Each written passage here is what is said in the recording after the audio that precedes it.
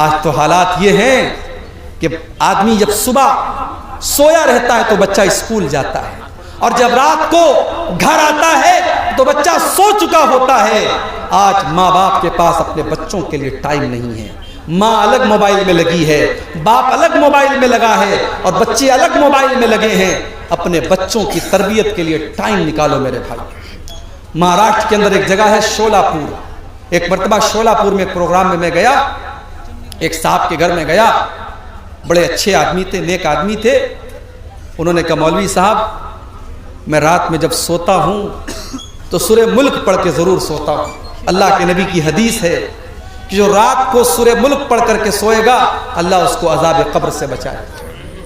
انہوں نے کہا مولوی صاحب میں سورہ ملک پڑھ کر کے سوتا ہوں، اور جب میں سورہ ملک پڑھتا ہوں تو میرا 4 سال کا پوتا جو میرے بغل میں سوتا ہے وہ اپنے دادا کے منہ سے سورہ ملک سنتا ہے، اور میرا پوتا سورہ ملک سن کر کے پوری سورہ ملک یاد کر چکا ہے۔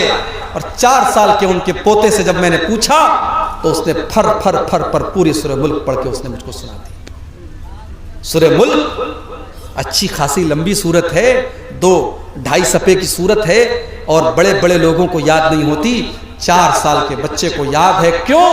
کیونکہ اس نے اپنے دادا کو پڑھتے ہوئے دیکھا ہے۔ میرے بھائیوں، بچے آپ کی بات میں دیکھتے ہیں، آپ کا عمل پہلے دیکھتے ہیں۔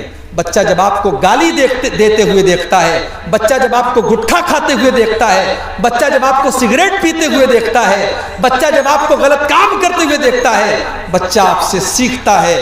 اپنے بچوں کی تربیت پر بھی آپ دھیان دیجئے۔ عربی کا ایک شاعر کہتا ہے لَيْسَ الْيَتِيمُ مَنْ انْتَهَا أَبَوَاهُ مِنْ حَمِّ الْحَيَاةِ وَخَلَّفَاهُ ذَلِيلًا۔ یتیم وہ نہیں ہے جس کے ماں باپ اس کو دنیا سے چھوڑ کے چلے جائیں۔ یتیم وہ بچہ نہیں ہے جس کی ماں کا انتقال ہو جائے، جس کے باپ کا انتقال ہو جائے۔ ان الیتیم هو الذی تلقى له امًا تخلت اوبا مشلولا۔ کہتا ہے کہ یتیم تو وہ ہے جس کی ماں کے پاس اس کے لیے سمے نہ ہو، اور جس کے باپ کے پاس اس کے لیے ٹائم نہ ہو۔ باپ اتنا بزی ہو کہ بچے کو ٹائم نہ دے سکے، اور ماں اتنی بزی ہو کہ بچے کو ٹائم نہ دے سکے، وہ بچہ یتیم ہے، وہ بچہ یتیم ہے۔ میرے پیارے ساتھیوں، آپ کا اخلاق سماج کے ساتھ کیسا ہے یہ بعد میں دیکھا جائے گا، آپ کے پریوار کے ساتھ کیسا ہے یہ پہلے دیکھا جائے گا۔ اسی لیے اللہ کے نبی فرماتے ہیں خیرکم خیرکم لأہلہ وانا خیرکم لأہلی۔ تم میں سب سے بہترین انسان وہ ہے جو اپنے پریوار کے لیے بہتر ہو، اور میں بھی تمہیں اپنے پریوار کے لیے سب سے بہتر ہوں۔ اللہ کے نبی اپنی بیویوں سے ہنسی مذاق بھی کرتے تھے۔ سفر میں آپ جا رہے ہیں، آپ کی عادت تھی آپ سفر میں قرآن اندازی کرتے تھے، جس بیوی کا نام آتا تھا اس بیوی کو سفر میں لے کر کے جاتے تھے۔ اما عائشہ کو لے کر کے آپ سفر میں جا رہے ہیں، راستے میں آپ نے صحابہ سے کہا کہ تم لوگ تھوڑا آگے بڑھ جاؤ۔ جب صحابہ آگے بڑھ گئے تھوڑا سناٹا ہو گیا۔ اللہ کے نبی نے حضرت عائشہ سے کہا اے عائشہ تعالی اسابقکی، اے عائشہ آ جاؤ، ہم دونوں دوڑ کا مقابلہ کرتے ہیں، ہم دونوں ریس کرتے ہیں، دیکھتے ہیں کہ کون آگے بڑھتا ہے کون پیچھے رہ جاتا ہے۔ اس سے ایک سبق یہ بھی ملا کہ جب بیوی کے ساتھ آپ رومانس کریں تو اکیلے میں کریں، بیوی کے ساتھ ہنسی مذاق کریں تو اکیلے میں کریں۔ بیوی کے ساتھ ہنسی مذاق اور رومانس یہ پبلک پلیس میں نہیں کیا جاتا، اکیلے میں کیا جاتا۔ صحابہ جب آگے نکل گئے اور سناٹا ہو گیا، اللہ کے نبی نے کہا عائشہ چلو ہم دونوں دوڑ کا مقابلہ کرتے ہیں۔ اللہ کے نبی دوڑنے لگے، اما عائشہ بھی دوڑنے لگی۔ اما عائشہ فرماتی ہے میری نئی نئی شادی ہوئی تھی، میرا بدن ہلکا تھا، میں دبلی پتلی تھی، میں جب دوڑنے لگی تو میں آگے نکل گئی اور اللہ کے نبی مجھ سے پیچھے رہ گئے۔ میں زور زور سے ہنسنے لگی اور اللہ کے نبی کو میں چڑھانے لگی کہ دیکھیے میں تو آپ سے آگے نکل گئی۔ اللہ کے پیارے نبی خاموش ہو گئے، کچھ نہیں کہا آپ نے، کچھ نہیں کہا آپ نے، کوئی بات نہیں، ٹھیک ہے۔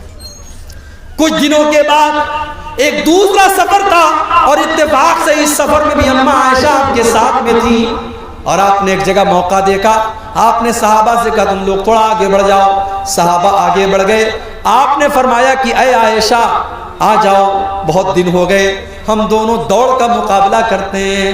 اما عائشہ فرماتی ہیں اب کی مرتبہ جب میں دوڑنے لگی فلما بدنت تو اب میں تھوڑی موٹی ہو گئی تھی، میں تھوڑی موٹی ہو گئی تھی، میرا بدن تھوڑا موٹا ہو گیا تھا، اب میں دوڑنے میں وہ اسپیڈ نہیں تھی جو پہلے تھی میرے اندر۔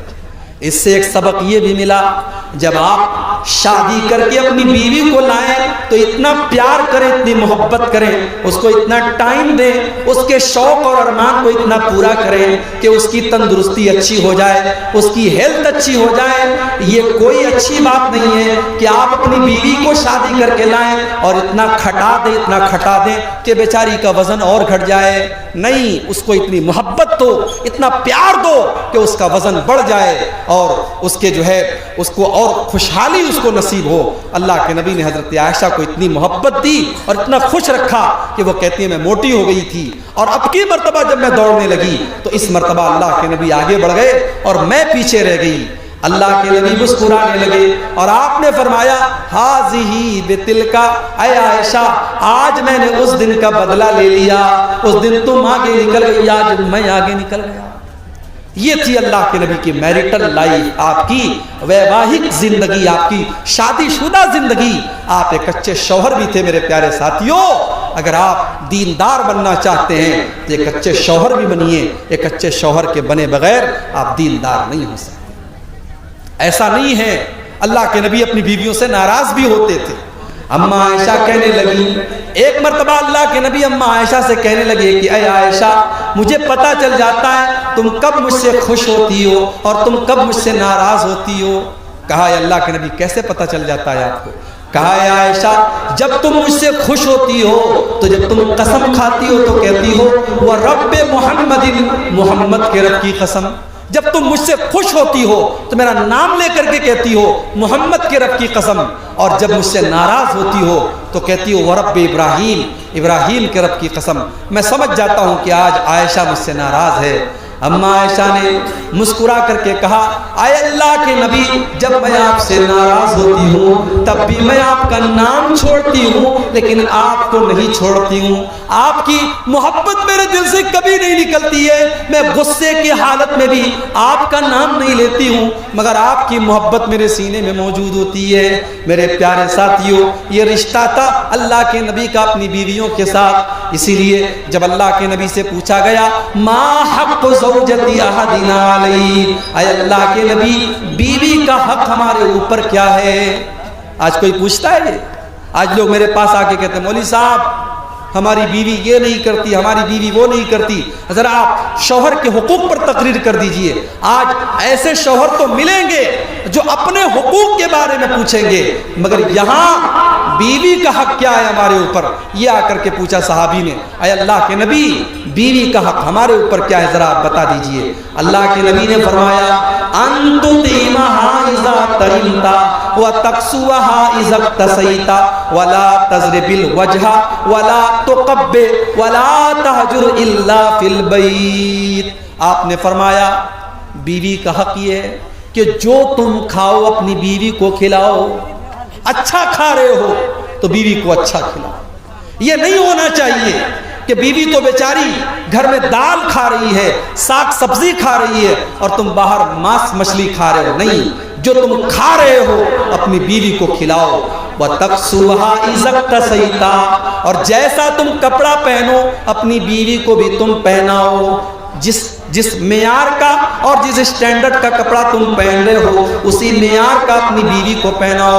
وَلَا تَضْرِبِ الْوَجْهَ، اور کبھی غصے میں اپنی بیوی کے چہرے پر تم کبھی ہاتھ مت اٹھانا۔ وَلَا تُقَبِّ، اور کبھی اس کو گالی گلوچ مت کرنا۔ وَلَا تَهْجُرْ إِلَّا فِي الْبَيْتِ، اور اگر بیوی سے غصہ ہو جاؤ، ناراضگی ہو جائے تو کبھی اس کو گھر کے باہر مت نکالو، گھر کے اندر کا معاملہ گھر کے اندر سلٹا لیا کرو، گھر کے اندر حل کر لیا کرو۔ یہ بیوی کا حق ہے شوہر کے اوپر۔ لیکن میری پیاری ماں و بہنوں، کچھ حق آپ کے اوپر بھی ہے شوہر کا، میں چاہتا ہوں کہ اس کو بھی آپ کے سامنے بتا دوں۔ اللہ کے نبی سے پوچھا گیا ای النساء خیر، اے اللہ کے نبی کون سی عورت سب سے اچھی ہے؟ آپ نے فرمایا التی تسرہ اذا نظر، جب شوہر دیکھے تو خوش ہو جائے۔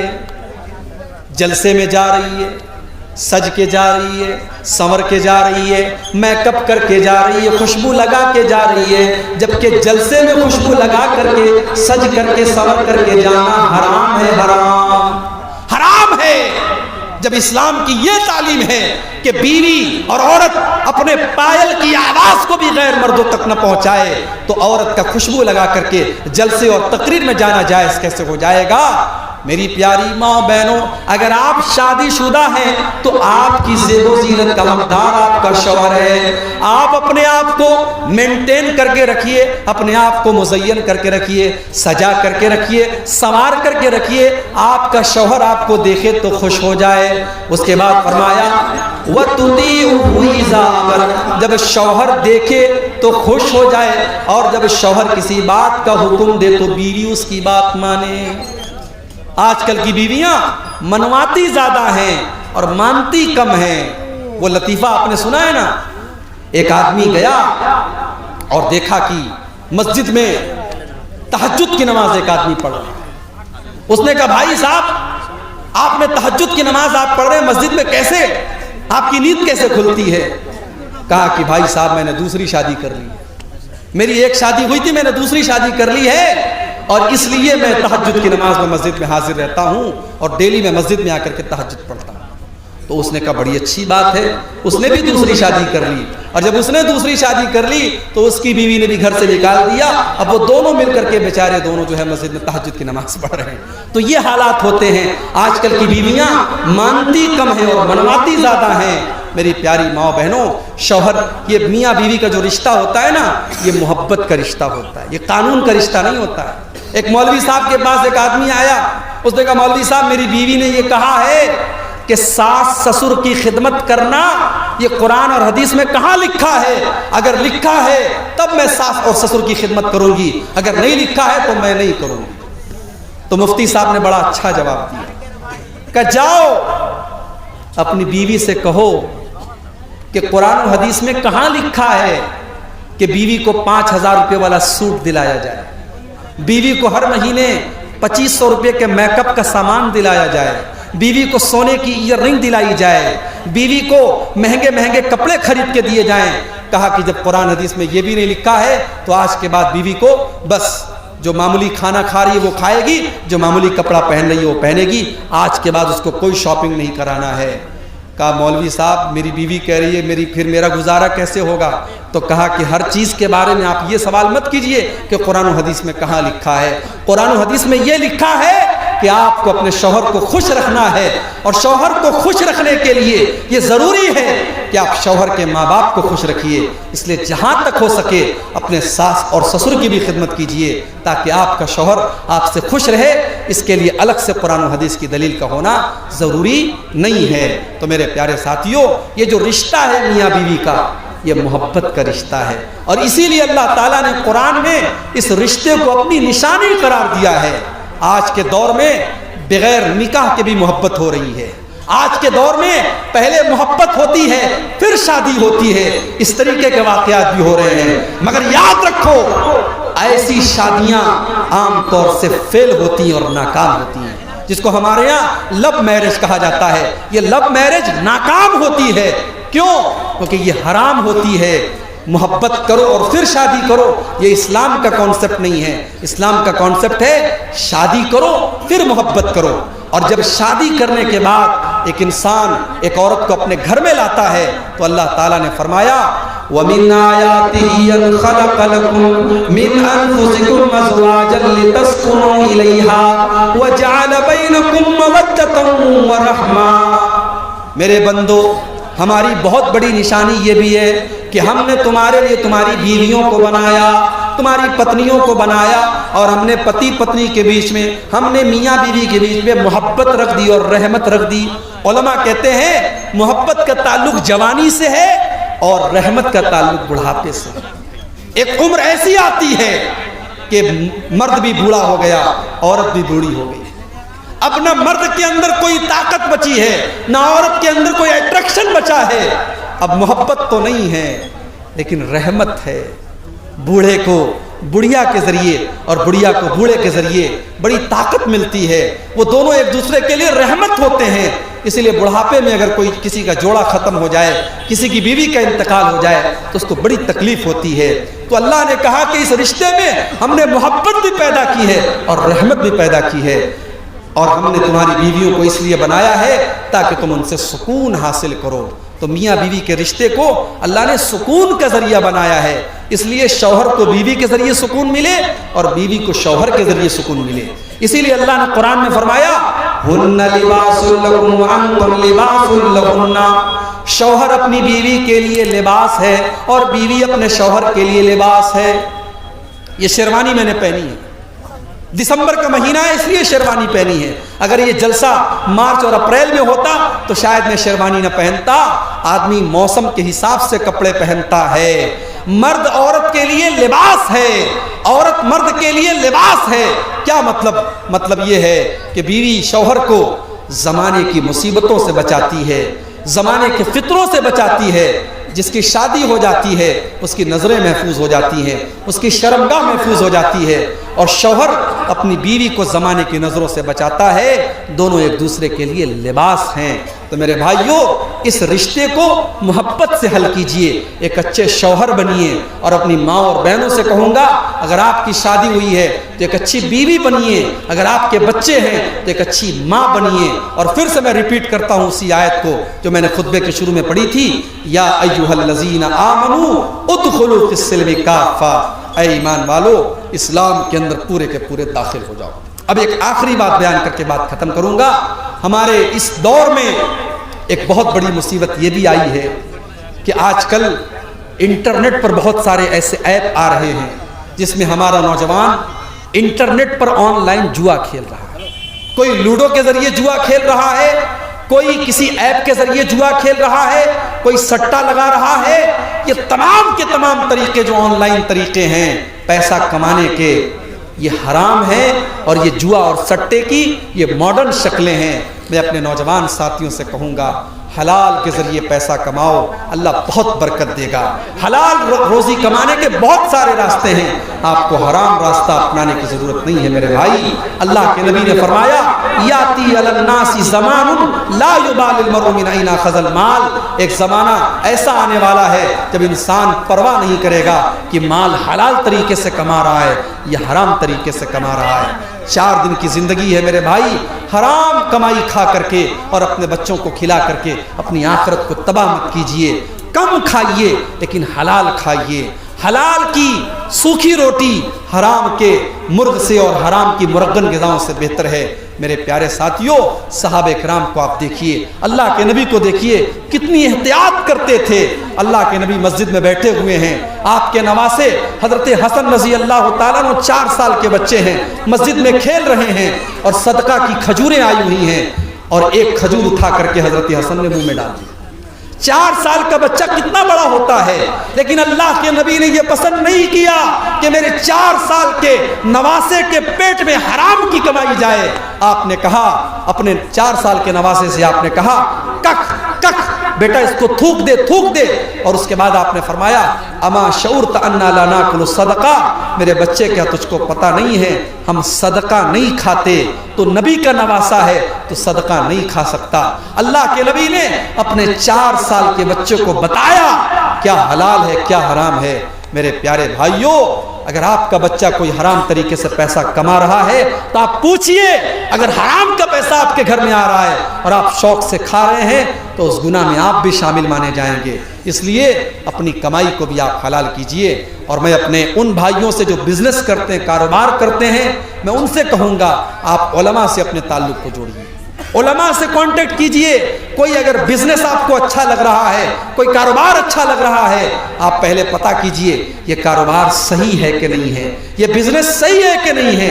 ابھی کلیا چک میں میرا پروگرام تھا, وہاں لوگوں نے مجھے بتایا کہ عورتیں بیڑی بناتی ہیں, عورتیں بیڑی بناتی ہیں, اور خاص طور سے وہ عورتیں جو بیوہ ہو جاتی ہیں یا جو طلاق شدہ ہو جاتی ہیں, جن کا کوئی سہارا نہیں ہے, وہ بیچاری بیڑی بنا کر کے اپنی زندگی گزارتی ہیں.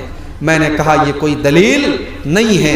اگر کوئی عورت بیوہ ہے اس کو سہارا دیا جائے, اس کی دوسری شادی کرائی جائے.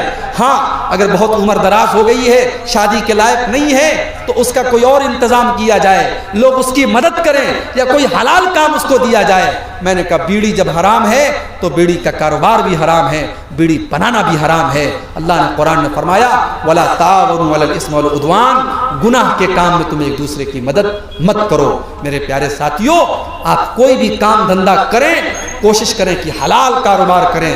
اگر کسی بزنس کے بارے میں شک ہے، پہلے آپ عالم دین سے پوچھیے۔